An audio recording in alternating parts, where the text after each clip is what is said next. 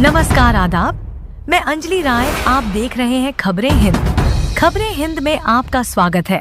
शुरुआत करते हैं इस वक्त की बड़ी खबर से। रहे खबरें हिंद में वक्त हो चला है एक ऐसा मौजू, शिक्षा, जिसे कहा जाए शिक्षा जो होती है वो अमृत है। बच्चा पी ले तो बहादुर होता है और सवाल करता है सरकार से भी और लोगों से भी। लेकिन जब शिक्षा का मंदिर ही बंद होने लगे, शिक्षा का मंदिर बंद हो जाए तो क्या कहा जाता है? बंद होनी चाहिए थी मधुशाला, बंद होगी पाठशाला। हमारे बीच मौजूद हैं उत्तर विधानसभा से इरशाद अहमद उर्फ गुड्डू और वरिष्ठ पत्रकार, मान्यता पत्रकार परवेज़ अख्तर जी, और पत्रकारों की महान हस्ती कही जाए तो जमीर मलिक जी मौजूद हैं। हम बात करेंगे और जानेंगे शिक्षा का मंदिर जो आज बंद हुआ, जो 5000 स्कूल बंद होंगे, जिसमें पढ़ाने वाले शिक्षक वो क्या करेंगे? जो बच्चे पढ़ रहे थे उनमें, उन बच्चों की दूरी बढ़ जाएगी स्कूल जाने में, उनको भी दिक्कतें होंगी, इसी पर बातचीत होगी। जिस तरीके से सरकार का एक निर्णय आया कि स्कूल को बंद कर दी जाए क्योंकि उसमें बच्चे कम हैं और टीचर ज़्यादा हैं, तो जो बंद कर रहे हैं स्कूल, उसमें बच्चे पढ़ रहे थे उनके लिए दिक्कत ये होगी कि किसी स्कूल और स्कूल में भेजे जाएंगे, उनके गाँव से दूरी ज़्यादा होगी, आने जाने में उनको दिक्कत होगी, पहली चीज़ ये। और दूसरी चीज़ जो शिक्षक है उसमें वो कहाँ जाएंगे? इसको लेकर सरकार जो निर्णय है इसको आप किस तरीके से देखते हैं? देखिए, सरकार का मैं निर्णय इस तरीके से देखता हूँ तो एक तो इन लोग की जो भावना है वो बहुत ख़राब है। अब मान के चलिए कि अगर 10 शिक्षक उसके अंदर हैं, उनका पूरा परिवार चलता है, और आप बंद करने की जब बात कर रहे हैं तो आड़ किसी और की ले रहे हैं, काम कहीं और कर रहे हैं आप। और जो ये शिक्षक बेचारे जाएंगे, जिनकी रोजी रोटी जाएगी, तो ये जाएंगे कहाँ? इसको कहीं सरकार सेटलमेंट करेगी या नहीं करेगी, ये भी कोई साफ निर्णय तो अभी तक तो दिखा नहीं हमको। एक चीज़ और आया था मामला कि जैसे लोग हाईकोर्ट गए तो हाईकोर्ट ने सरकार के निर्णय को सही बताया और लोगों की याचिका को खारिज कर दिया। तो जब हाईकोर्ट कह रही है निर्णय सही है, तो आप ऐसी बात क्यों कह रहे हैं कि ये निर्णय सरकार का गलत है?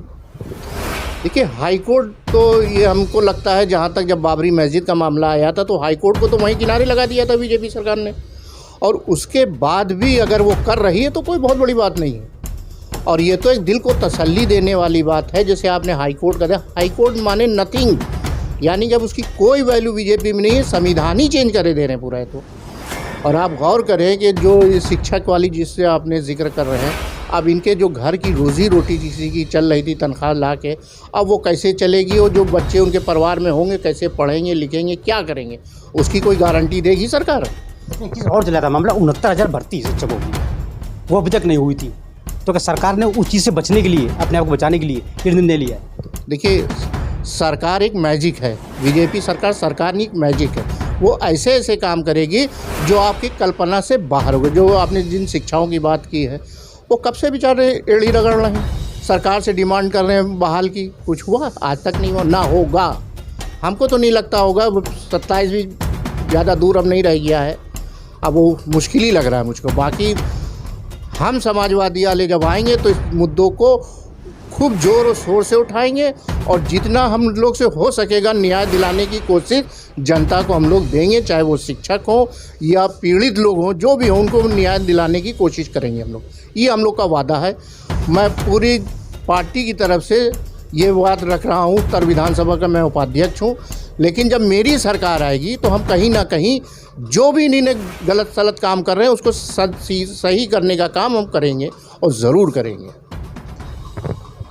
कहते विपक्ष में जो लोग होते हैं वो बोलते भी हैं, उनका बोलना काम भी है, क्योंकि विपक्ष में वो सरकार की नीतियों पर बोलेंगे भी। अब हम बात करेंगे पत्रकार से, क्योंकि पत्रकार कहा जाता है चौथा स्तंभ इस देश का। उसकी एक अहम भूमिका है, अपना एक अलग नज़रिया है, वो इस चीज़ को क्या देखता है, कैसे सोचता है, इस पर बातचीत करेंगे। परवेज़ अख्तर, जिस तरीके से मतलब ये बंद हुए आपके स्कूल्स, जैसे कि नेताजी ने बताया भी, तो स्कूल जब बंद हुए हैं इससे क्या फ़र्क पड़ेगा सरकार में या उन बच्चों में या उन टीचरों में, तो क्या करेंगे? फ़र्क पड़ेगा, ये तो बड़ी अजीब सी बात आपने पूछी है। और फ़र्क पड़ेगा या नहीं पड़ेगा मामला, जहाँ पे शिक्षा की बात अगर आती है तो हम लोग चूँकि पत्रकार हैं, पत्रकार का काम वाकई में विपक्ष का ही होता है। तो विपक्ष का मतलब ये नहीं होता कि किसी पार्टी बंदी से नहीं, कि आज सत्ता में भाजपा है तो हम विपक्ष में हैं, या कल सत्ता में कोई और पार्टी होगी तो हम विपक्ष में हैं। पत्रकार हमेशा विपक्ष की ही भूमिका में होता है। और हम लोग को जो सही लगता है उसको भी हम पब्लिश करते हैं और जो गलत होता है उस पर हम आवाज़ उठाते हैं। अगर हम शिक्षा की बात करें तो हमारे मोहम्मद सल्लल्लाहु अलैहि वसल्लम मुस्लिम समुदाय में उन्होंने वाली बात कही थी कि इल्म हासिल करो, इसके लिए चाहे चीन जाना पड़े। चीन, ये अल्फाज उन्होंने उस वक्त वहाँ पे कहे थे अरब में, अरब से चीन बहुत दूर था। तो एक मिसाल उन्होंने दी थी कि अगर इल्म हासिल करने के लिए चीन तक भी जाना पड़े तो बिल्कुल हासिल करने के लिए जाओ। अब इल्म हासिल करने के लिए इतनी दूर तक की बात अगर कही जाए और इसके बाद अपने देश में इल्म हासिल करने के लिए जो तमाम स्कूल हैं, जो तमाम स्कूल थे जो चल रहे थे, अगर उनको बंद करने की बात आएगी तब तो ये एक अजीब विडंबना की ही बात है। जैसे कि इरशाद साहब ने वाली बात कही, सही कहा इन्होंने कि जो भी शिक्षक हैं अब उनकी रोजी रोटी का क्या होगा, उनको कहाँ पे उनको क्या किया जाएगा। ऑलरेडी 69,000 शिक्षकों का मामला काफ़ी दिनों से चल रहा है, चर्चित है, अभी वो बहाल नहीं हुए या उनका जो मामला विचाराधीन है न्यायालय में, अभी तक उसका फैसला नहीं आ पाया। बात इसकी नहीं है, बात सबसे बड़ी ये है कि वाकई में उन बच्चों का या उन बच्चों के भविष्य का क्या होगा जो बच्चे तालीम हासिल कर रहे हैं। अब आ जाइए आप स्कूलों के मामले में। बहुत सारे स्कूलों के लिए मैंने लिखा, हम लोग अक्सर आवाज़ उठाते हैं इस बात को लेके कि प्राइवेट स्कूल पूरी तरह मनमानी पे उतारू हैं। तमाम स्कूलों की फ़ीस, तमाम स्कूलों की यूनिफॉर्म, तमाम स्कूलों की कॉपी किताब, इस तरीके की बिल्कुल मनमाने तौर पे वो सारी चीज़ें कर रहे हैं। बहुत सारा मध्यम वर्गीय या बहुत सारा गरीब परिवार अपने बच्चों को उन जगहों पे पढ़ाने में असमर्थ है। और जब पढ़ाने में असमर्थ है तो मामला बचता है सरकारी स्तर पे। सरकारी स्तर पे अगर सरकारी स्कूल मैंने खबर लिखी थी, मैंने तो 2024 में भी ये खबर लिखी थी और मैंने 17,000 स्कूल बंद होने की खबर जब उस वक्त चली थी तो भी मैंने वाली बात लिखी थी कि अनुमानित एक मंशा है सरकार के स्कूल के बंद करने की, बंद होंगे 17,000 स्कूल, उस वक्त की एक हेडिंग थी। बात बंद करने की है तो यहाँ पे ये कहाँ का दस्तूर है कि अगर मेरे कोई तकलीफ़ है, मेरे अंगूठे में कोई तकलीफ़ है तो अंगूठे का इलाज करने के बजाय उसको काट दें। यहाँ पे तो स्कूलों को बंद होने का मामला तो मैं यही कहूँगा कि इलाज करने के बजाय ये तो मौत की नींद सुलाना हुआ। अगर वहाँ शिक्षक ज़्यादा हैं और बच्चे कम हैं, इस पे देखने की ज़रूरत है। अगर जर्जर स्कूल हैं, ये क्या दिख नहीं रहा है लोगों को? सरकारी स्कूल जर्जर हैं तो जर्जर क्यों हैं?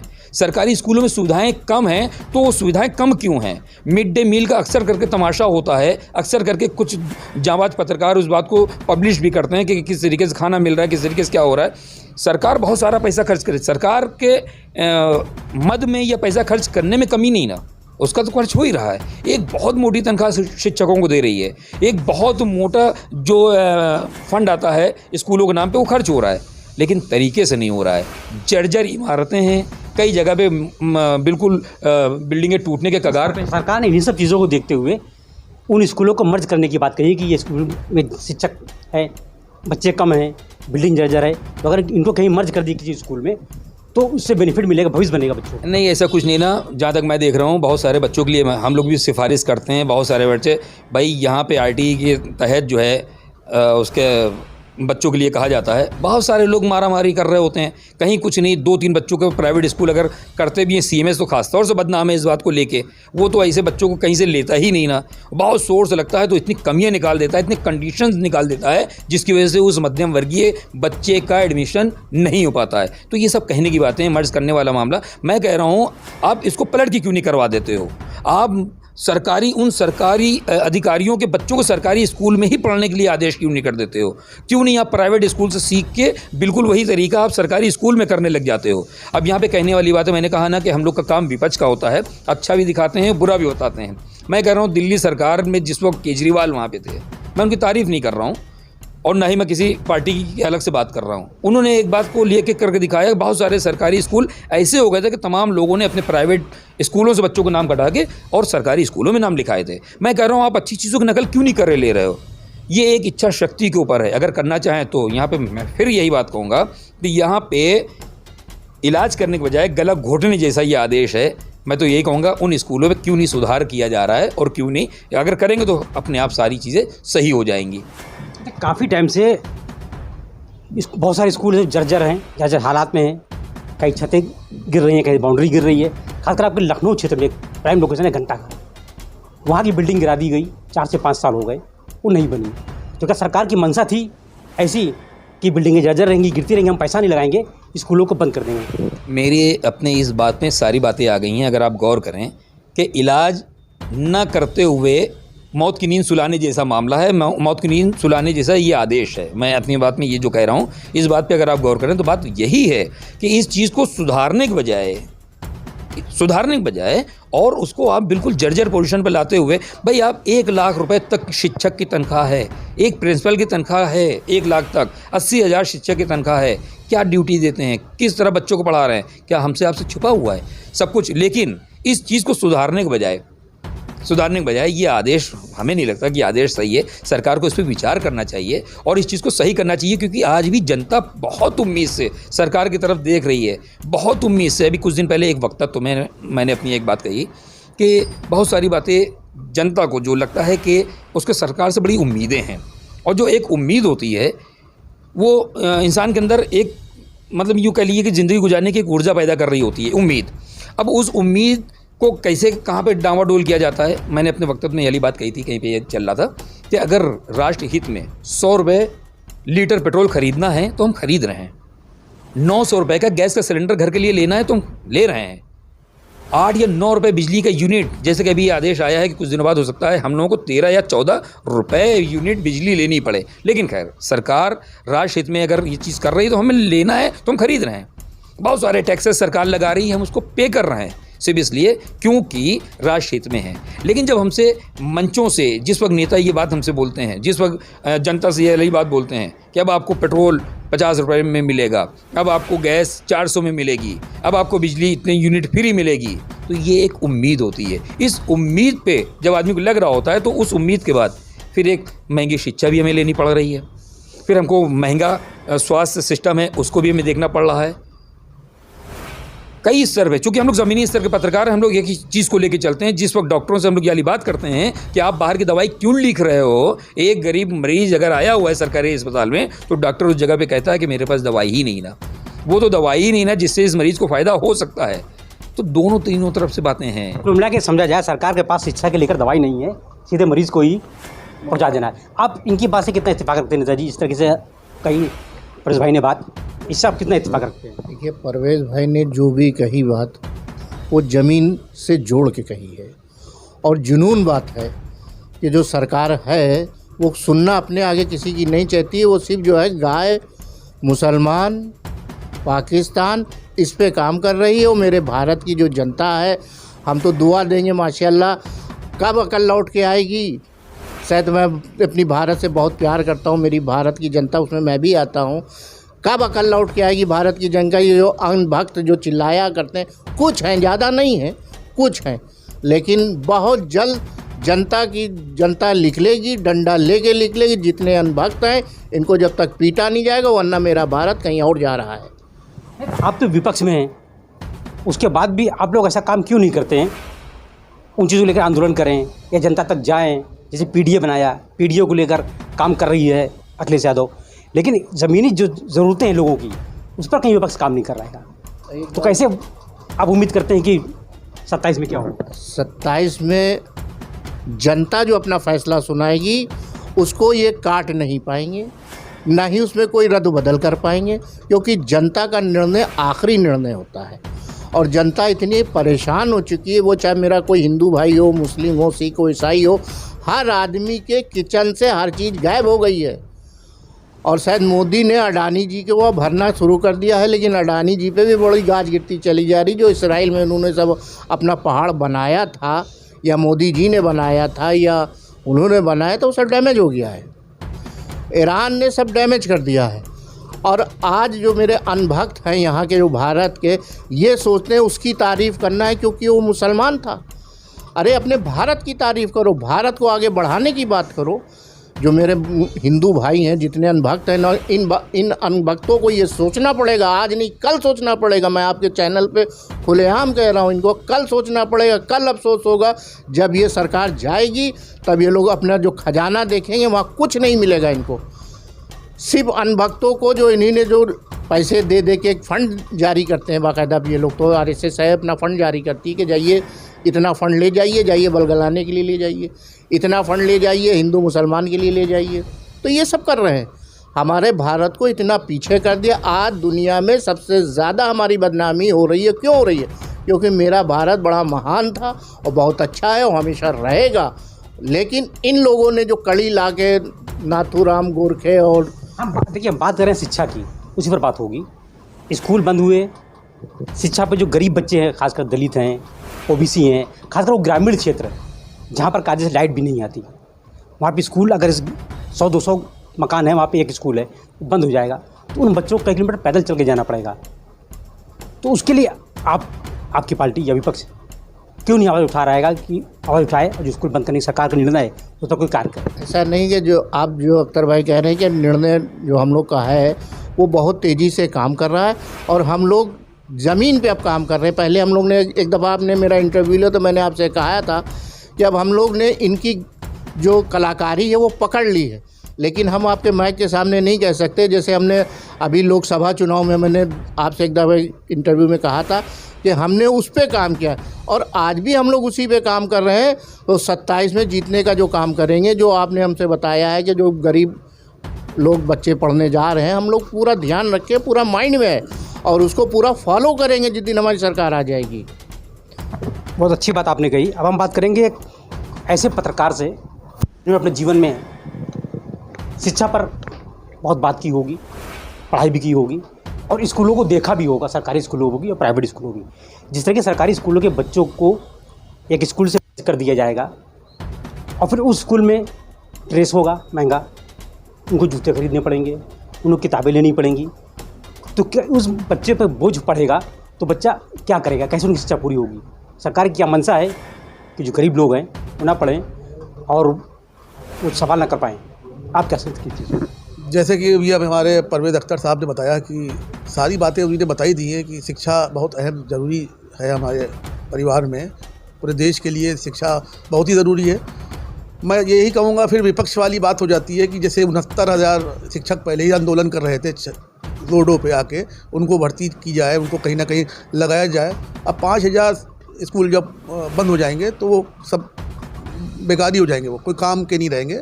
सबसे पहली बात तो 1 अरब जो जनता है, 1 अरब 40 करोड़ की यहाँ पर हिंदुस्तान में, उनको सेटल करने की बात नहीं हो रही है और उनको और बेरोज़गार बनाया जा रहा है।